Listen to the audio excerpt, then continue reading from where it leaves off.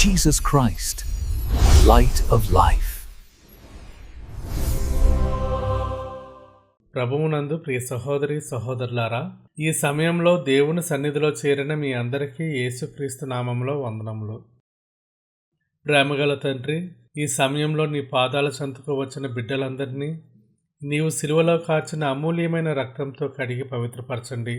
నాయనా, ఆర్థిక ఇబ్బందుల వల్ల, అప్పుల బాధల వల్ల నిద్రలేని రాత్రులు గడుపుతున్న వారిని ఆదుకోండి.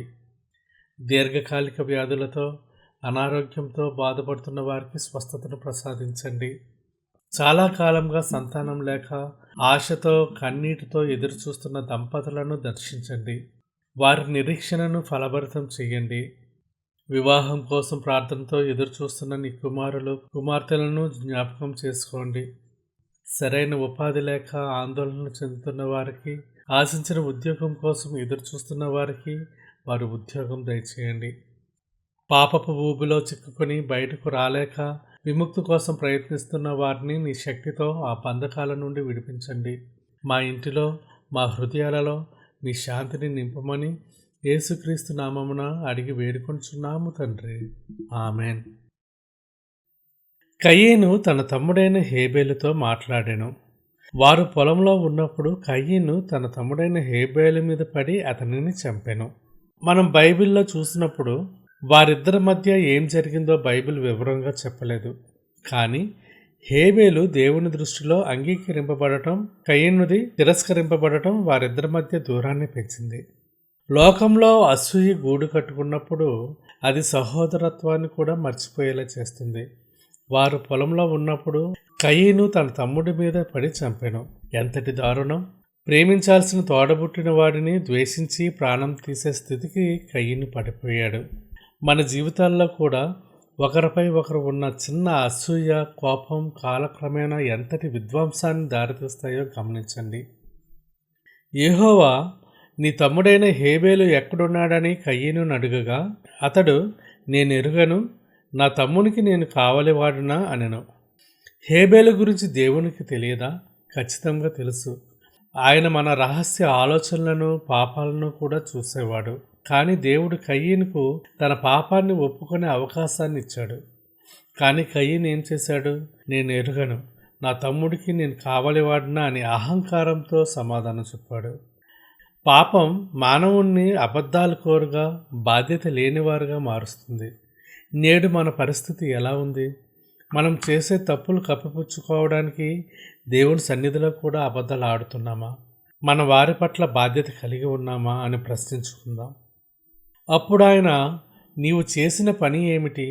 నీ తమ్ముని రక్తం యొక్క స్వరము నేలలో నుండి నాకు మొరపెట్టుచున్నది. కావున నీ తమ్ముని రక్తము నీ చేతుల నుండి పుచ్చుకున్నటకు నోరు తెరచి ఈ నేల మీద ఉండకుండా నీవు శపింపబడినవాడు. మనం చేసే అన్యాయం, మనం చూపే ద్వేషం, మనం చేసే పాపం దేవుని చెంతకు చేరి మొరపెడుతుంది. ప్రతి పాపానికి దేవుని దగ్గర లెక్క ఉందన్నమాట. ఏ అపరాధం కూడా శిక్ష లేకుండా పోదు. కయీను చేసిన పనికి దేవుడు తీర్పు తీర్చాడు. నీవు నేలను సేద్యపరచునప్పుడు అది తన సారమును ఇక మీదట నీకియ్యదు. నీవు భూమి మీద దిగులు పడుచు దేశదిమ్మరవై ఉందువనెను. ఇక్కడ శాపం స్పష్టంగా ఉంది. నీవు భూమి మీద దిగులు పడుచు దేశదిమ్మరవై ఉందువు. ఒకప్పుడు నేల మీద కష్టపడి పంట పండించిన వాడు ఇప్పుడు అదే నేల మీద దేవుని సన్నిధికి, ఆశీర్వాదానికి దూరమై ఒక దిక్కులేని వాడిగా మిగిలిపోయాడు. పాపం మానవుడిని ఉన్నత స్థితి నుండి దిగజార్చి అభద్రతలోకి, ఆందోళనలోకి నెట్టివేస్తుంది. ప్రియమైన సహోదరి సహోదరుడా, పాపపు వాకిట మనం నిలబడితే మన జీవితం కూడా ఇలాగే దేశదిమ్మర వలె దేవుని ఆశీర్వాదాలకు దూరంగా మారుతుంది. కయీను తన అసూయను జయించలేకపోయాడు. చివరకు అది హత్యకు దారితీసింది. పాపం మనల్ని భయస్థులను చేస్తుంది, అబద్ధాలు చెప్పేలా చేస్తుంది. నేడు మన కుటుంబాలలో కూడా ఒకరిపై ఒకరికి ప్రేమ తగ్గినప్పుడు, అసూయ పెరిగినప్పుడు అది ఆత్మీయ మరణానికి దారితీస్తుంది. దేవుని ప్రేమ ఎంతటిదంటే తీర్పు తీర్చే సమయంలో కూడా ఆయన కయీనుకు మాట్లాడే అవకాశం ఇచ్చాడు. మనం కూడా మన రహస్య పాపాలను, హృదయంలో దాచుకున్న కోపాన్ని, ద్వేషాన్ని దేవుని దగ్గర ఒప్పుకుందాం. ఆయన క్షమించే దేవుడు. మన మొరను ఆయన వింటాడు. క్రీస్తు రక్తము మన ప్రతి పాపాన్ని కడిగివేస్తుంది. మనము కయ్యను వలె దేశదిమ్మరిగా కాకుండా దేవుని సన్నిధిలో నివసించే వారంగా ఉందాము. ప్రతి మానవుడు దేవుని స్వరూపంలో సృష్టించబడ్డాడు. మన పొరుగు వారికి మనం సహాయం చేస్తున్నామా? మన తోటి క్రైస్తవుల కోసం ప్రార్థిస్తున్నామా? లేక మనం మాత్రమే బాగుండాలి, వారు నాశనం అయిపోతే ఏంటి అని అనుకుంటున్నామా? కయ్యను వలె కాకుండా హేబేలు వలె మన ప్రాణాలను సైతం దేవుని కోసం త్యాగం చేసే మనస్తత్వం మనకు కావాలి.